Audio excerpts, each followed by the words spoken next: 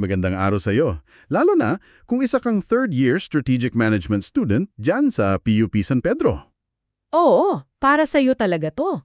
Ang pag-uusapan natin ngayon, isang bagay na siguradong ginagamit mo na, artificial intelligence. Pero ang tanong, paano ba natin siya gagamitin ng tama para sa case analysis? Exactly. Yun yung mission natin ngayon. Paano natin gagawing isang matalinong assistant ang AI na hindi tayo ipapahamak? Ang goal natin ay maging well-informed ng mabilis, pero yung may buong pag-unawa at higit sa lahat, responsable. Sige, simulan natin. Isipin mo muna to. Pamilyar na eksena. Gabi na, bukas na deadline ng case study. Nako, Tambak pa yung readings, may group work ka pa, tapos kinakabahan ka pa para sa recitation, di ba? ramdam na ramdam ko yan. Tapos, bubuksan mo yung laptop mo at ang unang papasok sa isip mo, pwede bang tumulong si ChatGPT dito? At yan yung tanong na sasagutin natin. Pwede, pero may tamang paraan. Okay. So, ano ba talaga ang AI? Kasi parang ang tingin ng iba, isa siyang henyo na alam ang lahat. Yan yung common misconception. Hindi siya nag-iisip tulad natin. Ang totoo, isa siyang napakagaling na pattern matcher. Pattern matcher. Ano ibig sabihin nun? Isipin mo, sinanay siya sa billion-bilyong data mula sa buong internet. Ang ginagawa niya, hinahanap niya yung pinaka-statistically probable na sagot sa tanong mo. So parang intern. Isang super fast na intern na nakabasa na ng lahat. Gusto ko yung analogy na yan, isang intern. At bilang isang intern, may mga tasks kung saan siya pinakamagaling. Sige, ano yung mga yun? Ano yung mga utos na pwede kong ibigay sa kanya para mapabilis yung buhay ko? Una, yung mga umuubos ng oras. Pag-summarize, bigyan mo ng isang mahabang case, kaya niyang ibigay sa'yo yung buod in seconds. Wow, okay. Useful yun. Pangalawa, pag-extract ng impormasyon. Pwede mong sabihin, hanapin mo lahat ng key facts, lahat ng numero, lahat ng pangalan sa case na to. Imbes na ako yung mag-highlight isa-isa. Exactly. Pangatlo, brainstorming. Pwede siyang magbigay ng, sabihin nating 5 posibleng solusyon. Mga idea lang. Mga idea lang. At pang-apat, paggawa ng unang draft. Para lang hindi ka magsimula sa isang blank page. Di ba yun yung pinakamahirap? Oo, totoo. Yung blank page syndrome. Okay, so parang research assistant nga. Pero dito na pumapasok yung delikadong parte. Ano yung mga rules? Yan. Ito na yung pinaka-importante. Rule number 1, academic integrity. Okay. Ang pinakamahinaw na bawal ayon sa mga universidad tulad ng Harvard, MIT, ay yung i-copy-paste mo ang sagot ng AI at ipasa bilang sayo. Kahit baguhin mo yung ilang salita. Kahit baguhin mo, plagiarism pa rin yan. Kasi yung core idea, yung analysis, hindi galing sayo. So paano? Kailangan ko siyang i-cite. Teka, parang nakakahiya naman yun. Parang aaminin mong hindi mo kaya? Hindi. Baliktarin natin yung pag-isip. Hindi yun kahinaan. Pagpapakita yun ng honesty at resourcefulness. Paano yung ginagawa? May mga format na para dyan sa APA o MLA. Isusulat mo yung pangalan ng AI tool bilang author, tapos ididetalye mo yung prompt na ginamit mo. Honesty is key. Okay, gets ko. Maging transparent. Pero may isa pa akong narinig at medyo nakakatakot yung term. Hallucinations. Ano yun? Yan. Ito, totoong nangyari to. May isang beses naghanap ako ng mga journal articles.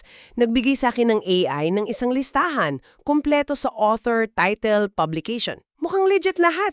Tapos? Ang problema, nung hinhanap ko isa-isa sa Google Scholar, wala ni isa sa kanila ang totoo, gawa-gawa lang pala niya lahat. Grabe. As in, nag-imbento siya. Bakit niya ginagawa yun? Kasi nga, ang goal niya ay magbigay ng sagot na mukhang tama, hindi yung sagot na totoo. Nako, delikado yan. So, paano yun may iwasan? Simple lang ang rule. Trust but verify. Lahat, as in LAHAT, lahat ng facts na ibibigay niya, i-cross-check mo. Saan i-check? Sa case study mismo, sa textbook mo, sa class notes mo, wag na wag kang magtitiwala sa citations na binibigay niya. Ikaw mismo ang maghanap. Sige, malinaw. Verify everything. Ito pa isang tanong. Privacy.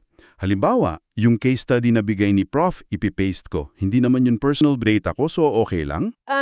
Ingat pa rin. Isipin mo, lahat ng input sa mga public AI tools, ginagamit yan para i-train sila. Okay. So yung case study na yan, kahit hindi mo personal na data, institutional data yan. Pag-ari ng PUP o ng publisher, bawal yan i-upload sa public servers. Kahit para sa assignment lang? Oo, ang rule of thumb ko dyan, kung hindi mo yan ipopost sa Facebook, wag mo ring i-paste sa public AI. Wow. Okay, sige, gets. Panghuli, yung issue sa bias. Paano nagkakaroon ng bias ang isang computer? Tandaan natin, natuto siya sa data galing sa internet. Kung ano man yung mga bias na nandoon, racial, gender, cultural, na-absorb niyo yon. Pwedeng magbigay ka ng example? Halimbawa, magtanong ka, describe a typical leader. Baka ang ibigay niyang sagot ay based sa mga stereotype na nakikita online. So, bilang estudyante, anong dapat kong gawin? Maging critical. Laging tanungin ang sarili, itong suggestion ba na to may kinikilingan o may iba pa bang perspective na hindi niya na-consider? Trabaho mo yon, hindi ng AI. Tulong si AI dyan. Dito siya pinaka-powerful. Habang nagkakafe ka, pwede mo siyang utusan ng mga basic tasks. Tulad ng... Pwede mo sabihin, based on this text, create a chronological timeline of company events. O kaya, list all key executives and their roles. Basically, lahat ng fact-finding. Para pagdating ko sa analysis, organize na yung facts sa isip ko. Exactly! Para ikaw, sa analysis ka na magfo-focus, hindi sa paghahanap ng impormasyon. Okay, sige. Ito yung part na kinakabahan lahat. Habang nasa klase, tinawag ka bigla ng prof. Cold call. Pwede bang sumilip sa AI? Dito, dobleng ingat. Ang goal ay hindi para basahin ang sagot mula sa screen. Halata yun, no? Halatang halata. Ang tamang gamit nito ay bilang thought organizer. Sige, bigyan mo ako ng senaryo. Tanong ng prof, what is the central problem facing the protagonist? Paano ko sasagot with AI's help? Ang gagawin mo, before class, itanong mo na yan sa AI. Based sa case, what are potential problems? Pipili ka ng isa. Tapos, ipahanap mo sa AI ang 3 ebidensya mula sa case na sumusuporta sa sagot mo. Para handa na yung structure ng sagot ko. Tama. So pag tinawag ka, hindi ka magbabasa. Pero meron kang clear na bullet points sa isip mo. Malinaw, direkta, at based sa facts. Galing. Okay, another scenario. Medyo technical.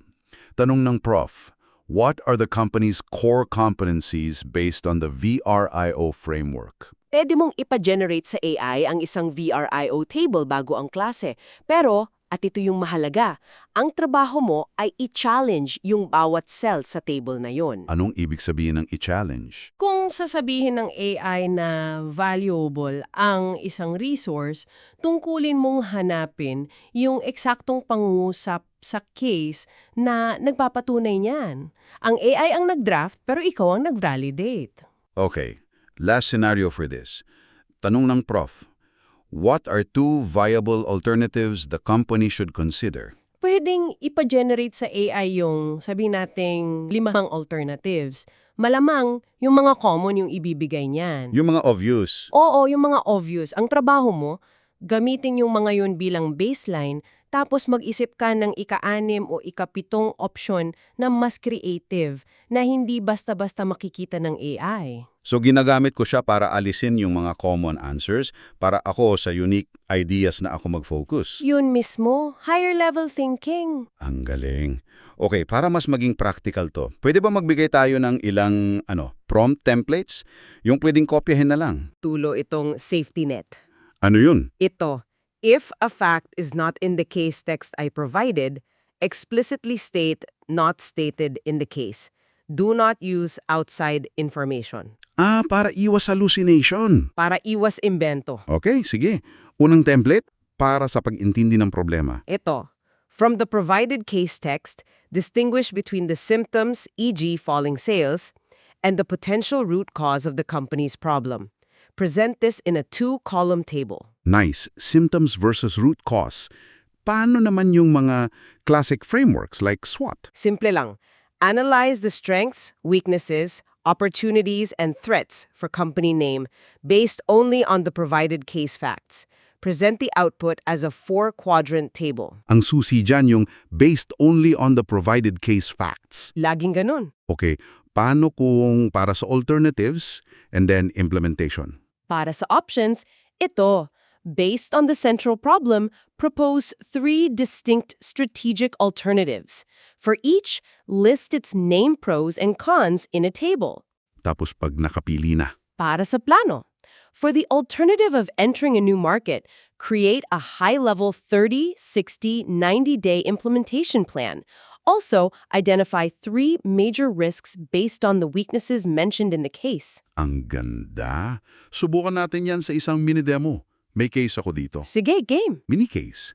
Ang Kape Eskwela ay isang cafe sa tabi ng PUP San Pedro, sikat sa murang kate at free wifi. Lately, bumaba ang benta ng 15%. May bagong cafe sa tapat, Brew University, moderno at may milk tea and pastries na wala sa Kape Eskwela. Nag-aalala yung may-ari, isang PUP alumna. May loyal customer siya pero problema niya yung inconsistent inventory. Pinag-iisipan niya kung magre-renovate para maging Instagrammable o magdadagdag ng milk tea. Okay, sige. Unang prompt. SWOT analysis. I-paste natin yung case. Ang posibleng output ng AI ay, Ano kaya? siguro, strengths, loyal customers, affordable coffee, free Wi-Fi. Weaknesses, inconsistent inventory, luma yung itsura, limited menu. Make sense? Opportunities, magdagdag ng milk tea, mag-renovate, at threats, yung bagong competitor. Okay, i-check natin. Lahat ba yan galing sa case? Mukhang oo, walang hallucination. Tama. Ngayon, paano ka magdedesisyon? Renovation o milk tea? Paano ko tutulungan ng AI dyan? Dito napapasok yung human strategist. Ikaw yun. Gagamitin mo ngayon yung prompt para sa alternatives. Ibibigay ng AI ang pros and cons ng bawat isa. Okay.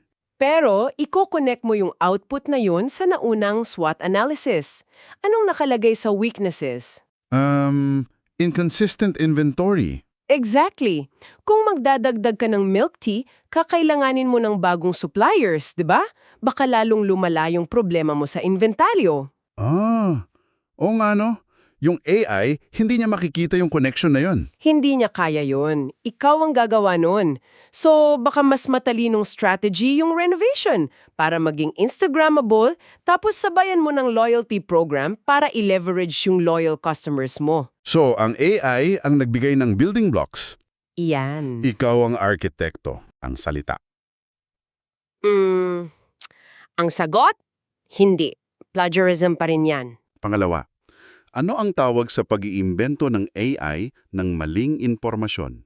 Yan yung hallucination. Pangatlo, ligtas bang ilagay ang iyong student ID sa isang public AI tool? Nako, hindi. Wag na wag. Pangapat, ang output ba ng AI ay laging walang kinikilingan o bias? Hindi. Pwede itong maglaman ng bias, kaya maging mapanuri. Panglima, kaninong responsibilidad ang mag-verify ng impormasyong galing sa AI? Sa iyo bilang user. Always fact-check. At panghuli, kailangan mo bang i-cite ang AI kapag ginamit mo? Oo, kung at kapag pinapayag ng iyong instructor. Mahusay. Okay, bago tayo magtapos, gusto naming mag-iwan ng isang mabilis na checklist. Parang final sanity check mo bago ka gumamit ng AI. 5 tanong lang sa sarili mo. Ano yung una? Una, check syllabus. Pinapayagan ba ito ng prof ko? Pangalawa, protect data. May personal info ba akong ipipaste? Kung oo, itigil mo. Pangatlo, Verify everything. Paano ko i-check kung totoo ito gamit ang case? Pang-apat, think, don't copy. Tinutulungan ba ako nitong mag-isip o siya na ang nag-iisip para sa akin? at ang pinaka-importante, Pang-5, disclose and cite. Handa ba akong i-cite ito ng maayos kung kailangan? so para i-summarize lahat, ano yung mga key takeaway natin? Para sa akin, una, ang AI ay assistant, hindi kapalit. Ikaw ang strategist. Pangalawa, ikaw ang laging may pananagutan. So laging mag-fact check. Pangatlo, protektahan ang data mo at ng universidad maging ingat. At ang atak, maging mapanuri sa bias at hallucinations. At may iiwan kaming huling palaisipan sa'yo. Sige. Ngayong alam mo na ang AI ay magaling magbigay ng mga obvious na sagot, malaya na ang isip mo. Malaya ka nang hanapin yung solusyon na hindi obvious, yung solusyon na insightful, malikhalin, at tunay na galing sa'yo. Ganda nun. So, bilang next step mo, subukan mong gamitin yung checklist na binigay namin sa susunod mong case study. At pag-isipan mo, paano mo hahanapin yung strategic recommendation na ikaw lang ang makakaisip?